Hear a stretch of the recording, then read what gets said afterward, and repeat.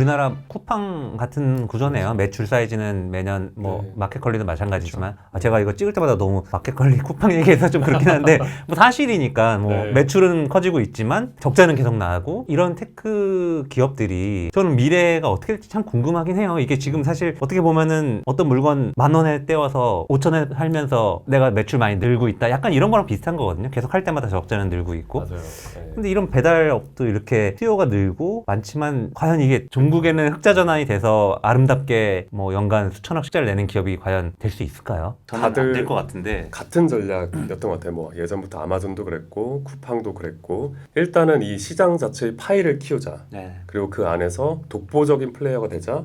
그걸 통해서 나중에 배달 수수료를 높여서 이익을 충당하는 거는 얼마든지 가능하다라는 꿈을 가지고 이제 시작을 했고 그래서 실제로 그렇게 많이 진행이 되어 왔어요. 네네네. 또 상당히 많은 배달 업체들이 서로 통폐합이 되면서 글로벌리 봐도 업계에 남아있는 배달 플랫폼 자체는 많이 줄어든 상태인데 문제는 여기서 소비자들이 배달비가 오르면은 생각보다 그거에 대한 반응이 분노가. 안 좋다는 거죠. 네. 언론 보세요 지금. 그렇죠. 난리가 났더라고요. 네. 그래서 라이더들은 계속해서 더 높은 배달 요금을 요구하고 플랫폼은 배달을 수행하는 게 배달 퀄리티를 만족시키는 게 가장 중요하기 때문에 그 배달비를 맞춰서 줄 수밖에 없는 상황인데 그거를 감당해야 되는 소비자나 아니면 가게 소상공인분들이 감당 못할 정도로 높기 때문에 어쩔 수 없이 뭐 플랫폼이 한동안은 계속해서 이러한 그 적자 수익 구조를 가져갈 수밖에 없지 않을까. 보면 최근에 라이더 분들도 이제 소위 어떤 노조 단체 이런 데랑 이렇게 해가지고 우리도 양보하지 않겠다. 약간 이런 움직임도 듣자 하니 조금 있는 것 같더라고요. 너 참 네. 이것도 참 민감한 얘기인데 그럼 오늘 뭐 다 민감한 내용이네요. 근데 사실인가요? 그런 것들도 지금? 정확히는 모르지만 네 다른 데와 마찬가지로 라이더분들도 그런 그 결속력을 다지면서 뭔가를 요구하는 거는 계속 그런 활동은 있어 왔던 걸로 알고 있고요. 네. 그래서 뭐 실제로 민주노총 쪽에도 이제 그러한 집단이 있고 또 라이더 연합, 배달 연합 네네. 뭐 그러한 그 노조도 만들어지고는 있는 걸로 알고 있습니다. 근데 처음부터 그분들이 뭐 배달료를 높여달라 그런 주장만 했던 거는 아니었던 것 같아요. 네네. 아시다시피 이제 배달 대행 업체 중심으로 이 서비스가 흘러가던 때는 이 배달 대행 업체들이 아무래도 굉장히 영세한 동네의 그 업체들이기 때문에 그들을 그 운영하는 사무실 뭐 이런 업체 자체는 굉장히 작거든요. 네네. 그러한 작은 업체에 속해서 배달을 하다 보면은 당연히 그 뭐 사대보험을 들 수도 없고 뭐 부상을 당했을 때 뭐 치료비를 받을 수도 없고 열악한 환경에서 근무를 할 수밖에 없는 상황에 처해 있기 때문에 그러한 여건을 좀 해결해 달라고 네네. 요구를 많이 하고 있는 걸로 알고 있습니다. 그냥 뭐 무작정 돈을 올려달라 이게 아니라 그럼 뭐 네. 사고 났을 때 처리 안 되고 이런 거 포함해가지고 그냥 네. 근무 환경을 좋게 해달라. 네. 그래서 라는- 실제로 쿠팡이츠 그거 쿠리어 하려면은 보험 그 가입하는 절차 같은 게 약간 있더라고요. 그리고 교육도 받아야 되고 그 일정한 그런 절차들이 좀 있더라고요. 그래서 그런 거 다 포함되는 돈, 그러니까 비용이 네. 결국엔 전가가 또 되는 거고. 그러면서 더 배달비가 높아질 수밖에 그러니까요. 없는 구조인 네. 것 같아요. 그러니까 예전에 영세업체였을 때는 그 배달원분들이 굳이 비싼 보험에 가입해서 운행을 할 필요가 없었죠. 네. 그냥 사고가 나도 그냥 뭐 각자 혼자서 알아서. 각자 알아서 하는 거고, 그러니까 사고 안 나기만을 기도하는 수밖에 없는 상황이었는데 이제는 이제 플랫폼이 직접 라이더분들을 매치시켜주면서 플랫폼의 책임이 많이 증가했어요. 사회적인 책임이 많이 증가했고 플랫폼 소속 라이더가 배달하면서 사고가 나거나 뭐 고객이나 아니면 뭐 소상공인 이런 가게 사장님들하고 트러블이 생기거나 이런 경우에 플랫폼이 책임을 져야 되는 경우가 많이 늘어났어요. 그러다 보니까 플랫폼 입장에서는 라이더분들을 교육에도 더 많이 신경 쓰고 이분들의 안전을 위해서도 신경 쓰고 더 중요한 건 이제 보험, 4대 보험이라든지 또는 라이더분들도 저희 자동차 보험할 때 자가용 보험 말고 승합차 보험, 택배 하려면 그런 보험이 필요하듯이 유상 그 종합보험을 들어야 돼요. 그래야지만 형사처벌 면제도 되고 그 상대방 부상에 대해서도 치료비를 부담할 수 있고 하거든요. 그런 보험료가 아직까지는 굉장히 높아요.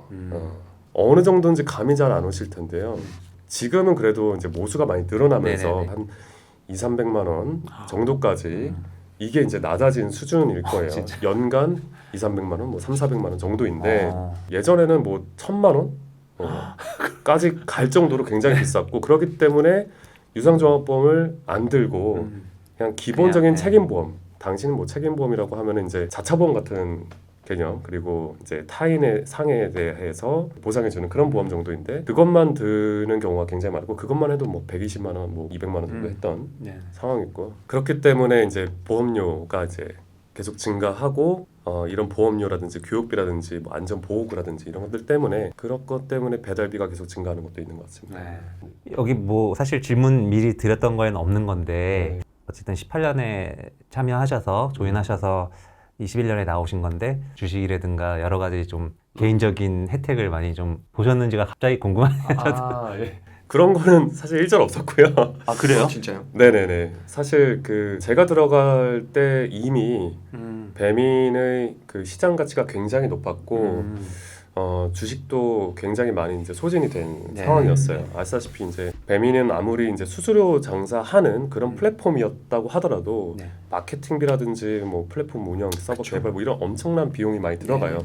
첫 흑자 전환한 게 아마 제가 들어갔었던 2018년 아, 네, 네. 이었지 않았을까? 그래서 그 전에는 계속 그 투자금을 받으면서 운영을 해왔었던 상황이었고, 그래서 이제 저도 들어갈 때는 그냥 당연히 이제 연봉 기준으로만 네네. 계약을 맺고 들어갔었고요. 딜리버리 히어로의 서비스가 합병이 되면서는 이제 다 이제 딜리버리 히어로 주식으로 수업이 되면서 더 이상 이제 추가적인 뭐 어떤 거를 기대하기는 어려운 상황이었습니다. 아 그래서 이제 더 좋은 스타트업으로 네, 그런 측면도 이제 없지 않아 있었던 것 네. 같아요. 배미는 이미 제가 들어갔을 때가 이제 한창 피크였고 더욱 네네. 급하게 이제 성장을 했는데 그 이후로도 물론 당연히 계속 쭉 성장을 할 것이라는 거는 믿어 의심치 않았지만 이미 너무 많이 커버린 거죠. 그리고 여기에서 이 회사와 서비스가 커지는 것만큼 제가 어떤 업사이드를 기대하기는 힘든 상황이었고 그것과 더불어 이제 일본 시장에서의 어떤 어려움이라든지 그런 것들 때문에 조금 더 초창기 또는 이제 성장의 업사이드 포텐셜이 좀 큰 회사에서 함께 커가자, 네. 커가는 경험을 해보자라는 좋은 이유 선택이신 것 때문에 같습니다. 예, 네. 대학을 나오신 갔습니다. 김에 지금 계신 회사의 간단한 뭐 소개라든가 네. 뭐 그런 것도 좀 들어볼 수 있을까요? 그럼요. 네. 네, 제가 지금 있는 회사는 드라마 앤 컴퍼니라는 회사고요. 직장인이시라면 한 번쯤은 들어보셨을 만한 리멤버라는 서비스를 운영을 하고 있습니다. 예전에는 이제 리멤버가 그 명함 관리 앱으로만 네. 많이들 아시고 계실 거예요. 근데 이제 리멤버가 명함 관리 앱을 기반으로 직장인들의 필수 앱으로 이제 거듭나고 있어요. 그래서 아마 한 2, 3년 전부터 저희가 직장인들 간에 또는 B2B로 기회를 연결하는 서비스들을 다양하게 제공을 하고 있고요. 그 중에서 이제 가장 큰 서비스는 저희가 채용 솔루션, 네, 그렇군요. 직장인들을 위한 채용 솔루션인데 굉장히 급성장을 하고 있고 또 그거 이외에도 뭐 서베이라든지 전문가 연결이라든지 이런 B2B 솔루션을 많이들 제공을 하고 있습니다. 그리고 요새는 컨텐츠의 시대잖아요. 그래서 이제 리멤버 커뮤니티, 또 리멤버 나우, 리멤버 인사이트 이런 직장인들이 직접 이제 본인의 직무 관련된 또는 커리어 관련된 질문들을 주고받고 본인들의 인사이트를 공유할 수 있는 그런 컨텐츠도 함께 제공을 하고 있습니다. 네. 네, 리멤버 커리어 통해서 네. 많이들 좋은 이직하시고 좋은 커리어 많이 쌓으시길 바랍니다. 피디님 이직하시는 거 아니에요?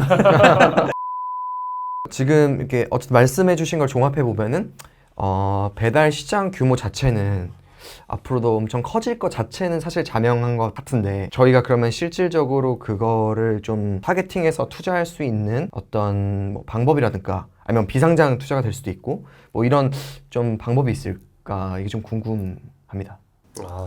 사실 제가 제일 네. 약한 부분인데 그냥 간단하게만 제가 그냥 네. 일반인의 상식선에서만 네. 좀 말씀을 드리면은 라이더 공급이 계속 늘어나고 있다고 말씀을 드렸잖아요. 네. 그래서 이제 이쪽에서 각광받는 것이 이 라이더들의 어떤 이동 수단 네. 또는 보험 뭐 이런 쪽인 것 같아요. 그 소상공인 분들은 원래도 많았는데 이제 배달을 많이 안 하시던 분들이 배달 업계로 들어오시면서 많아 보이는 거지 그렇게 수 자체가 많이 늘지는 않았어요.